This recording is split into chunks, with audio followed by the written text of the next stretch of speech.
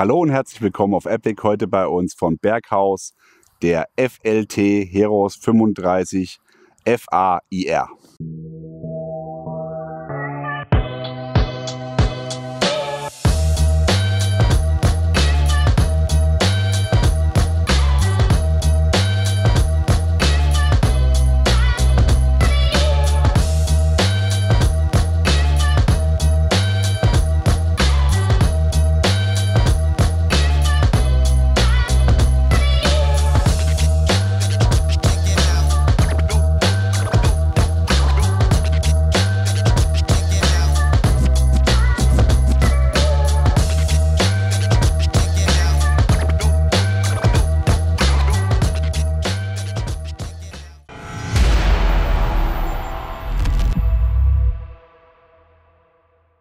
Langer Name, kurzer Rucksack. Der Heros 35 ist die nächste Größenklasse in der FLT-Serie vom Berghaus. Wer den ersten Teil dieser Miniserie nicht gesehen hat, kann am Ende dieses Videos sich das Video zum Ares 25 angucken. 25 Liter, 35, 45 und 60.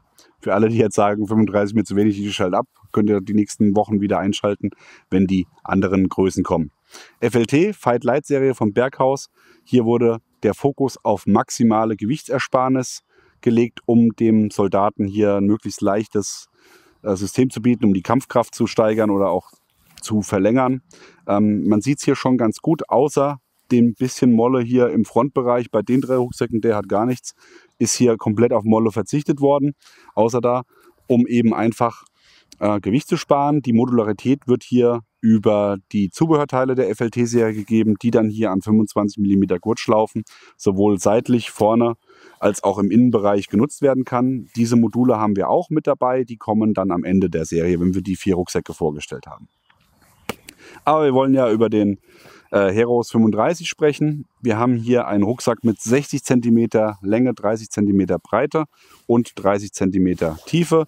Ein Leergewicht von 1270 Gramm, also sogar nochmal 20 Gramm leichter als der Ares 25, obwohl er 10 Liter mehr hat. Das liegt bei dem hier daran, dass er eher so gehalten ist wie der beliebte Munro. Auch der hier, also so Munro-Style-Rucksäcke, und hier halt ein bisschen verspielter mit ein bisschen Organisation.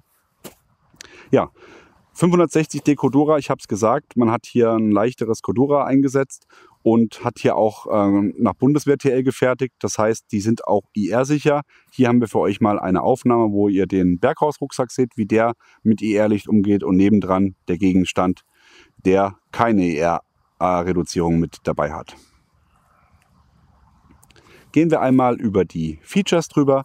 Ihr habt hier auf der Front 4 Reihen Molle, klassische Molle mit 5 Schlaufen jeweils.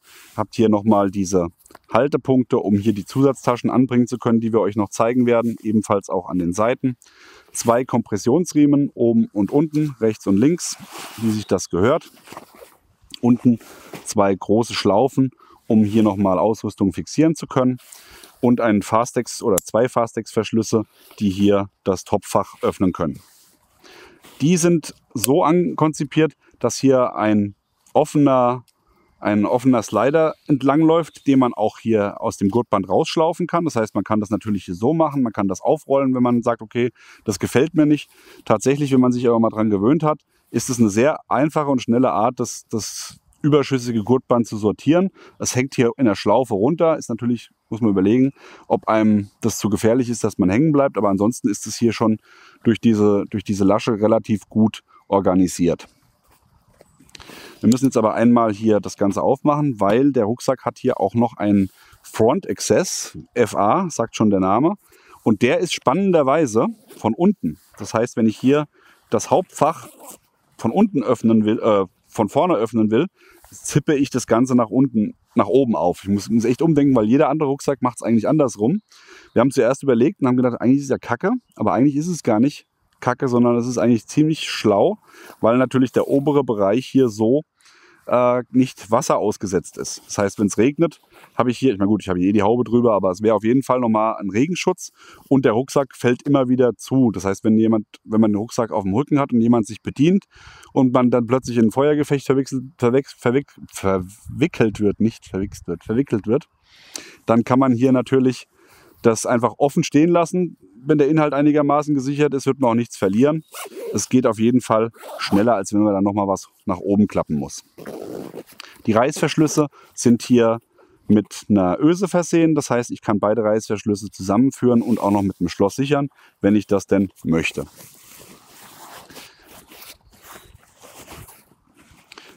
Die Unterseite ist dreckig, aber komplett plan. Hier findet ihr keine Molle. Dafür aber hier einen Klettverschluss. Und in diesem Klettverschlussfach könnte man hier auch nochmal ein Regencape unterbringen. Ist hier aber jetzt keins vorgesehen. Ich habe hier auch nochmal eine Schlaufe. Das heißt, ich könnte das dann auch entsprechend sichern. Nur, dass ihr es mal gesehen habt. Hier wäre dann Platz für ein Regencape. Schauen wir uns noch den Deckel an. Der ist auch Munro-typisch gehalten. Das heißt, ein Klettstreifen auf der Front. Hier ein Deckelfach mit Zipper ohne weitere Unterteilung. Einfach nur, um kleinere Gegenstände schnell unterbringen zu können. Und mit einem schönen Gummizug, der hier das Ganze perfekt umgibt, um hier dann eben auch das Ganze abschließt. Dann habe ich hier eine schöne Schneeschürze, die einmal mit einem Zugband im oberen Bereich zugezogen wird und dann nochmal hier um den Rand herum. Das heißt, ein doppeltes Zugsystem, um das Ganze dicht zu kriegen. Das heißt, man kann auch klassisch auf den Rucksack von oben zugreifen, wenn man das denn möchte. Wir wollen jetzt aber von vorne zugreifen. Das heißt, von unten wieder öffnen, nicht von oben. Und dann habt ihr hier schon mal in der Frontflappe ein komplettes Meshfach, was mit einem vertikalen Zipper ausgestattet ist. Das heißt, hier könnt ihr relativ lange Gegenstände auch einigermaßen organisieren. Und dann habt ihr direkten Zugriff auf den kompletten Inhalt. Hier kommen schon ein paar von den Modultaschen zum Vorschein, die wir euch nachher noch zeigen werden. In anderen Videos, nicht nachher. Und da passt doch ganz schön was rein für 35 Liter. Wie ihr sehen könnt, das Fach geht nicht bis ganz unten auf. Das heißt, gerade so Schlafsysteme oder sowas kann man hier im unteren Bereich wunderbar platzieren. Hat dann alles oben im Schnellzugriff. Hat hier auch nochmal die Möglichkeit, das Ganze innen zu sichern. Das war das, was ich vorhin gesagt habe. Wenn man den Reißverschluss hier öffnet, um eben dran zu arbeiten, wird dann plötzlich in ein Gefecht verwickelt. Kann man dann ohne weiteres, wenn der Inhalt hinter diesen beiden Fastex-Verschlüssen hier vernünftig in einem Packsack ist, dann kann da auch nichts rausfallen. Weiterhin findet man hier im oberen Bereich wieder zwei Schlaufen, um hier das Ganze eben nochmal sichern zu können. Also das heißt, FLT-Zubehör einhängen zu können. Und hier im unteren Bereich habe ich nochmal zwei Schlaufen, um auch zum Beispiel ein Trinksystem einhängen zu können. Das kann dann hier in diesem gummierten Fach untergebracht werden, was bis nach unten hin verläuft. Gehen wir noch mal kurz aufs Tragesystem, da haben wir nämlich noch gar nichts zu gesagt. Beim Tragesystem hat man hier komplett auf Stabilisierung verzichtet. Man hat hier also kein Framesheet, der Rucksack ist komplett flexibel. Das ist natürlich dann auch für das Gewicht verantwortlich, was sehr cool ist. Gerade wenn man mit einem Plattenträger unterwegs ist, ist es nicht schlimm, dass da hier keine Alustrebe oder kein Framesheet verwendet worden ist. Und wir haben das Ganze natürlich auch ohne Plattenträger mal getestet und müssen sagen, der ist wirklich komfortabel. Das ist dem geschuldet, dass hier zwei sehr dicke Polster verwendet werden, wie auch beim Ares 25 auch und wie auch hier beim Heros 45. Sehr dick gepolstert, 3 bis 4 cm, in der Mitte ein schöner Luftkanal und zwei Schulterträger, die hier extrem breit sind, dafür aber relativ dünn, also 5 bis 8 mm in der Dicke, hat aber den Vorteil, dass die halt perfekt mit dem Plattenträger zusammenspielen und auch durch die Breite sehr gut und angenehm zu tragen sind. Lastenkontrollriemen sind ebenfalls vorhanden, wie sich das gehört. Wir haben im oberen Bereich hier einen Gummizug, Und hier in der Mitte auch nochmal, um Trinkschläuche oder Kabel zu fixieren. Natürlich darf hier auch kein... Oh, es gibt Gewitter. Himmel, hoffentlich schaffen wir das noch rechtzeitig fertig hier. Es gibt einen Brustgurt, der hier auch in der Höhe verstellt werden kann. Und einen Beckengurt, der hier im Moment verstaut ist an den Seiten. Normalerweise kennt man das, man hat eine Trinkflaschentasche. Hier ist es so, die Tasche ist von vorne zum Öffnen oder vorne offen gehalten mit einem elastischen Einsatz. Und da kann ich dann hier den Hüftgurt herausziehen, der dem Ganzen dann noch ein bisschen Struktur gibt und dann eben nochmal das Gewicht auf die Hüfte verlagern kann. Hier findet sich auch von Berghaus das patentierte Schnallensystem. Das heißt Bergbackel.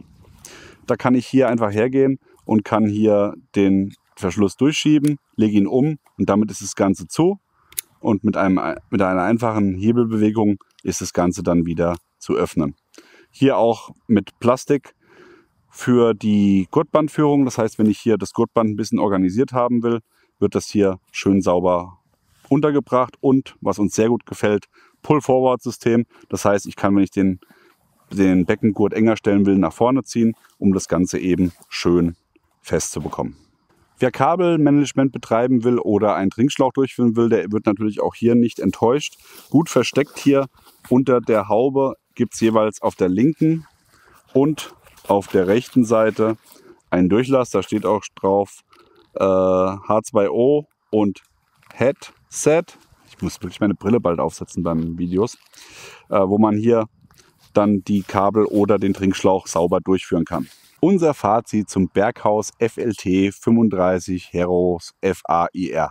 Der Name gefällt uns überhaupt nicht, der ist viel zu lang, aber ansonsten ein sehr cooler Pack. Leichtgewicht, man hat alle notwendigen Features mit dabei, die man braucht, gerade auch wenn man das FLT-Zubehör mit berücksichtigt. Uns gefällt, dass Berghaus hier den Weg geht mit Front- und Top-Access und uns gefällt sehr gut, dass man hier einen Beckengurt hat, den man verstauen kann. Gerade bei einem militärischen Rucksack ist es so, oftmals werden die Beckengurte abgebaut, weil sie stören mit Plattenträger, aber wenn man sie dann doch mal braucht, sind sie in der Kaserne und das ist blöd. Und hier habe ich halt die Möglichkeit, ihn einfach wegzuklappen, habe ihn immer dabei, wenn ich ihn brauche und er stört nicht, wenn ich ihn dann wirklich mit Plattenträger tragen muss. Also beide Optionen, beide Welten, perfekt mitgedacht.